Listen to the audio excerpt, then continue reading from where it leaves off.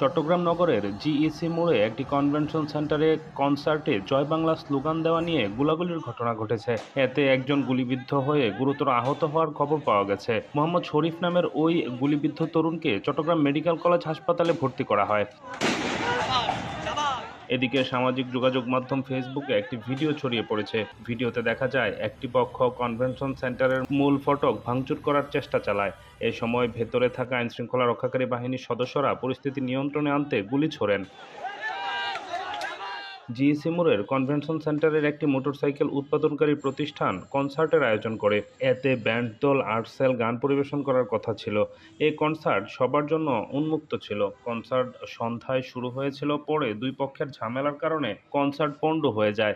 Convention centre ভাঙচুর করা হয়। এখন সেখানে আইনশৃঙ্খলা রক্ষাকারী বাহিনীর সদস্যরা আছেন।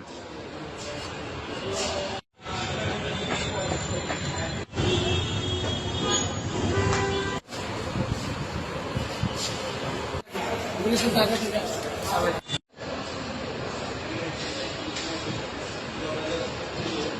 কেমনে করবে আমরা